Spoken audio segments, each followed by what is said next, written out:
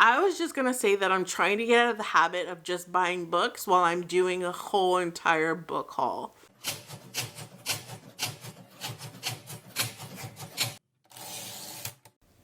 I cannot believe it's 2024. 2023 went by so fast, and I am not at all prepared to start a new year. But it is here, so happy new year. Welcome to a new age of resolutions and reading goals and all that stuff that comes along with the beginning of another year. Even though I already feel like I'm behind and we're only on day 2 of this year, I'm really excited to try and accomplish new and exciting things. So that includes reading new genres, stepping outside of my comfort zone, trying a 24-hour readathon. A lot of things are happening. But to kickstart that, I went shopping. So part of my Christmas gift from my fiance was going to Indigo with a $50 limit to pick up some books. If you are from Canada, you know $50 will maybe get you 2 books. So I'm so excited that I ended up getting 3 books out of the deal. And I can't wait to read them because they all are something a little bit different than what I would typically read. And like I said, I'm trying to really step outside of my comfort zone. So the first book I picked up was Eleanor Oliphant. I was watching Kalila D's wrap up of her best books, and this was her number 1, I believe. And I'm really looking forward to checking it out because I've heard a lot of good things about it. So I don't typically read literary fiction because a lot of the times I end up feeling unfulfilled by the experience, or I just don't understand what's going on. Like a lot of the times these books make me feel stupid.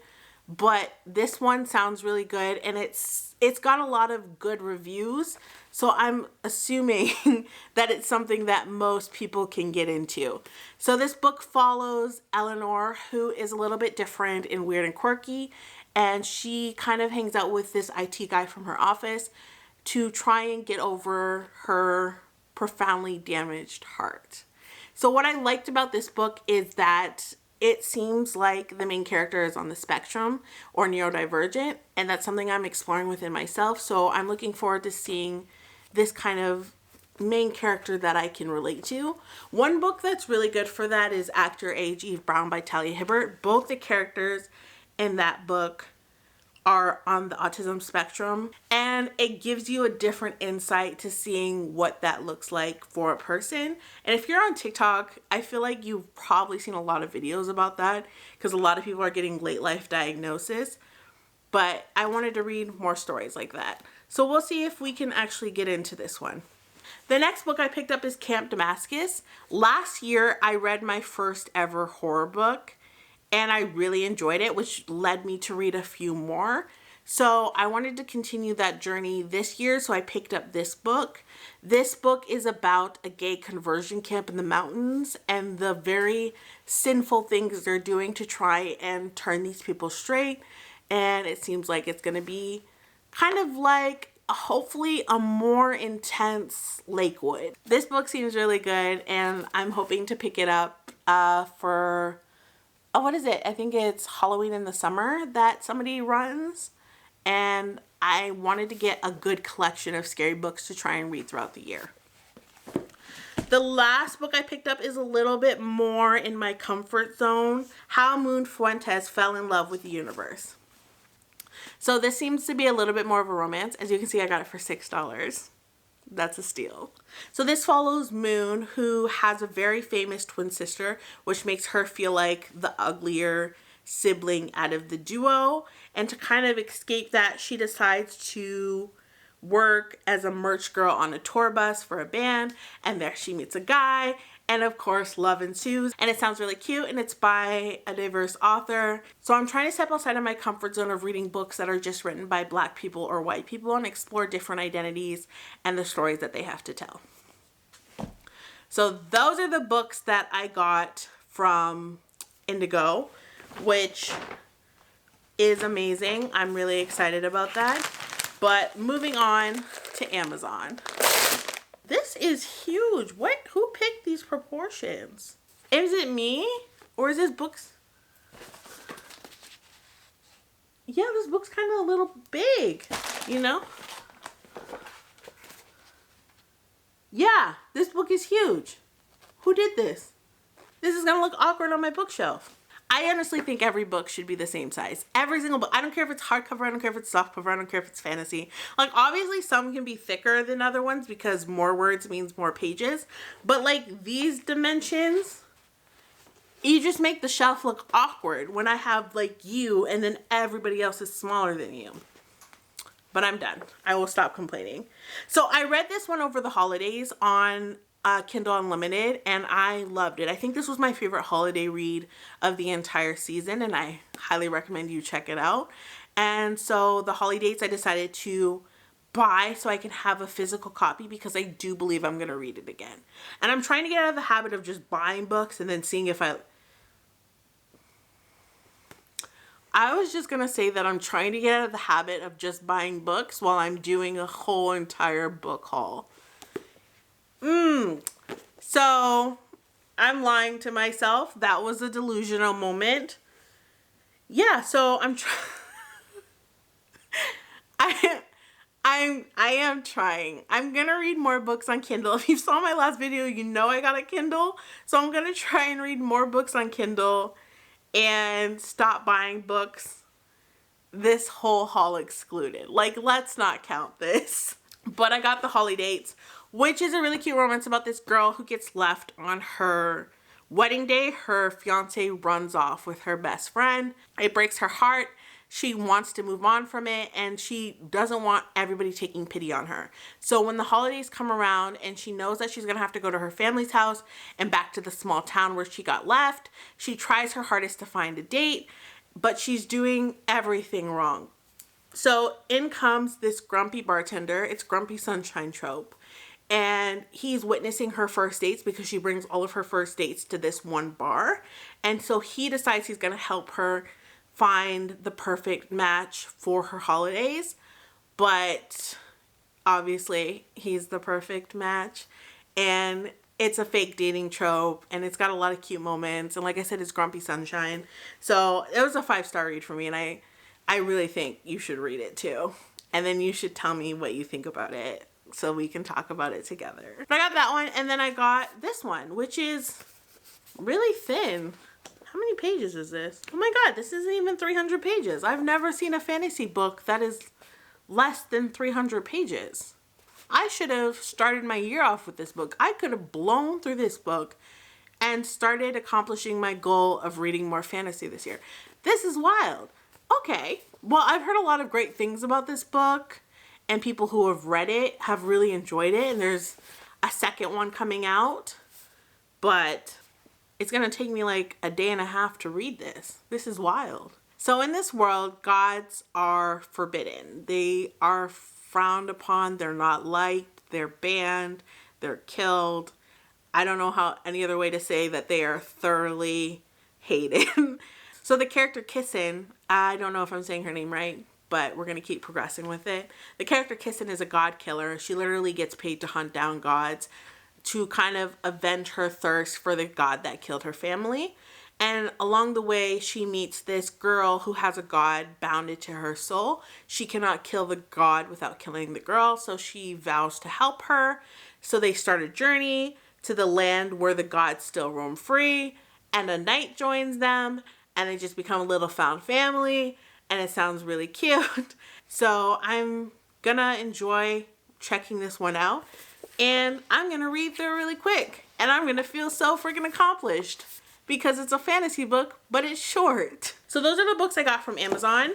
I know Book Outlet operates in the States as well, but I don't really hear about a lot of people from the States buying from there. It's probably my #1 place to order books from, because the books are like $7 to $10. Like, they're really, really cheap. I get about 6 or 7 books for $50 because you have to spend $50 to get free shipping every single time. So I would highly recommend, if you are in the States or in Canada, to check them out because they're a good way to get a lot of books for cheap. And the selection's not bad. It's not like brand new novels that were released that month going onto there. It's more so you'll find things that were released like 6 months to a year ago that are really popular that other people enjoyed reading. But they have a huge amount of genres, and options for you to choose from. And like I said, if you spend $50, shipping is free.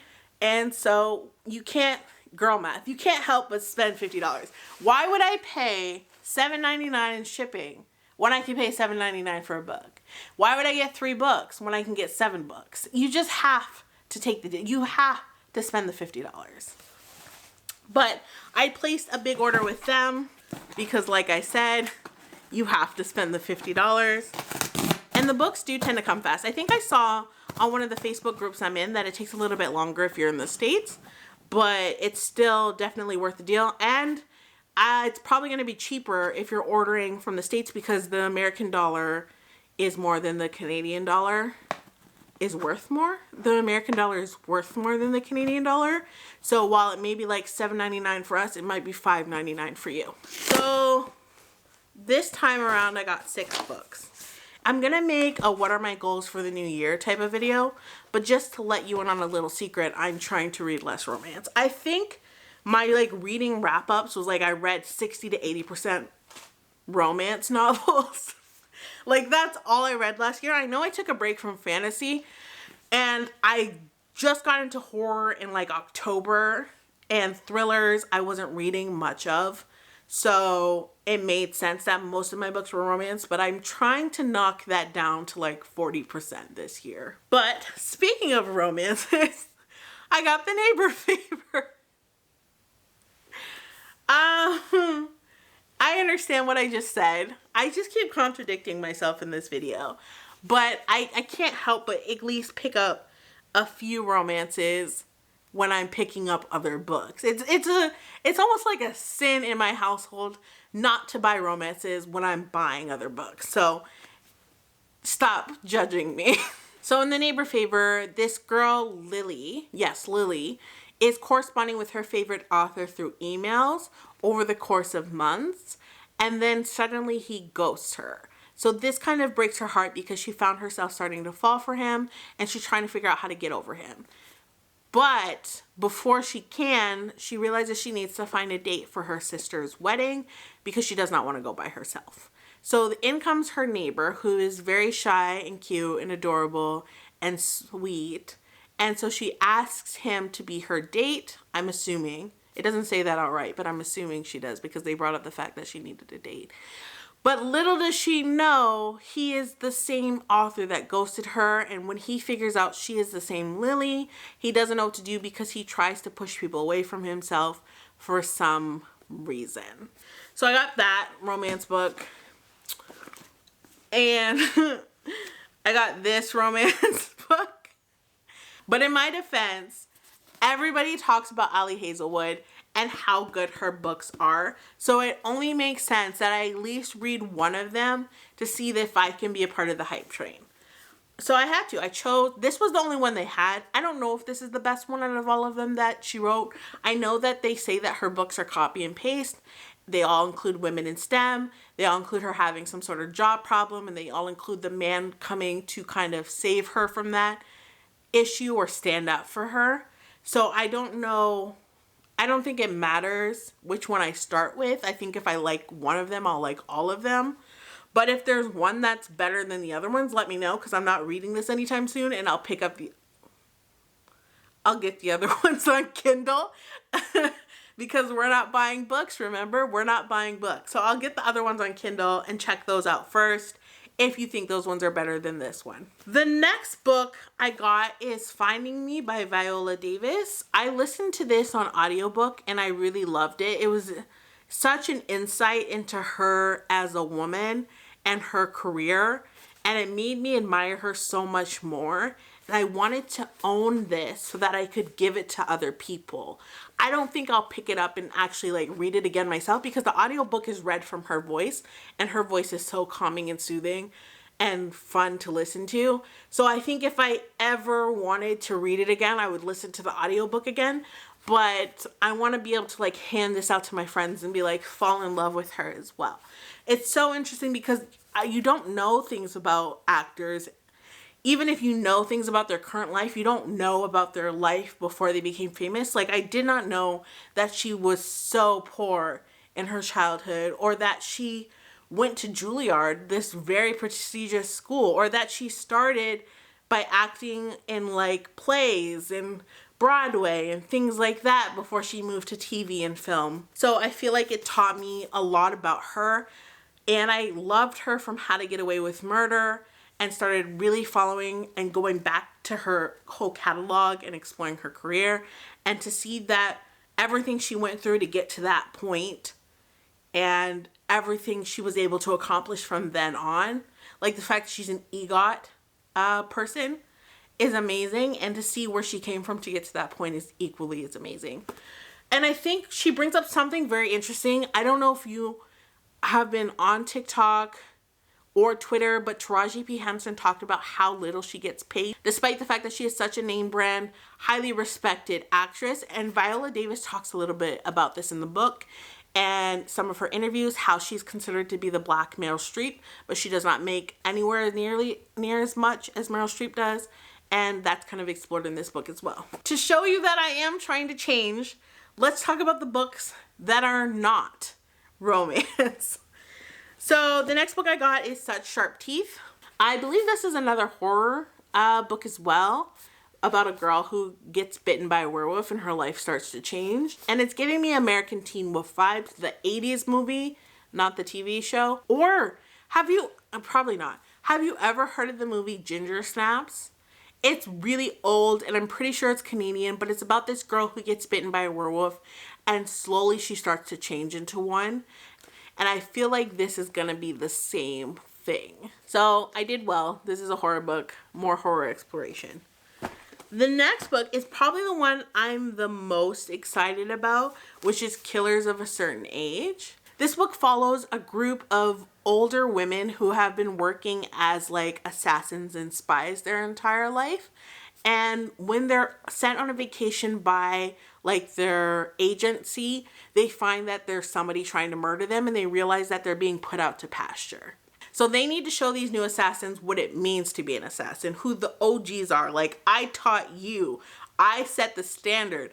I was in this game when women weren't even allowed to work type of energy. And I'm so looking forward to it because I love books with older protagonists. I think there are so many books about like 18 and 19-year-olds just barely legal so that they can include a sex scene but kind of still icky because the guy's like 500 years old.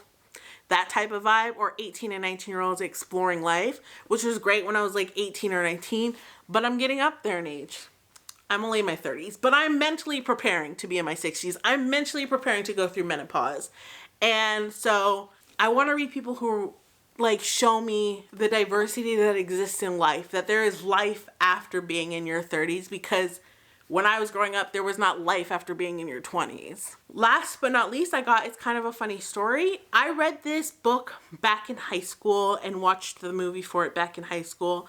But I absolutely love this book, and it is a constant reminder for me that happiness is not guaranteed. And when I say this, I mean Ned Vizzini, the person who wrote this book. He had struggled with mental health problems, and after this book had huge success, after it would seem like all of his dreams came true, he ended up taking his life. And as somebody who struggles with mental health problems, I used to bank a lot of my happiness on the idea that once I accomplish my goals, I'll finally be in a good place. I'll finally be okay. And that's not true.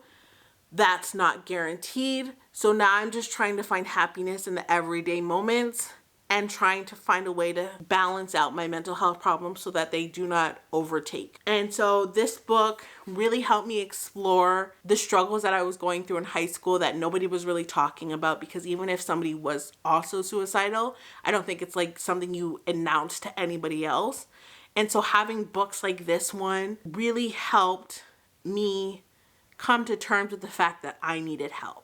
That this was not normal, that something was off, and it's okay that it was off, but I have to try and advocate for myself and get it fixed. So I love this book. It heavily impacted my life, and I wanted to own it, and I probably will read this again. So in total, let's see. In total, I got 11 books. I also said that in my last video, my Kindle unboxing video, I have no more bookshelf room. So I have no idea what I'm going to do with these 11 books. I really need to start saving up for more bookshelves. I can't keep putting that off because I don't know. I have a problem. I can admit that to myself. I can admit that I have a problem. It's okay if you have a problem too. But these are the books I got. If you went Christmas shopping, tell me about your books. Or if you have books to recommend for me to spend money on, even though I said I wasn't going to spend any more money. Tell me about that too in the comments. And I hope that your New Year's are starting off so good and that you have your goals in place and that you are already like motivated to try and reach them. I have a lot of goals for myself, including a reading goal that is the biggest reading goal I've ever had before. So let's see if we can accomplish our reading goals together. And remember to have fun while reading because this is a hobby and not a job. But thank you so much for watching. I really appreciate everybody who watches my videos and subscribes. It means so much to me. I love creating these videos, but I love that people actually are interested in them. So I really thank you if you got to this point. Anyway, happy reading and I will see you in the next one. Bye.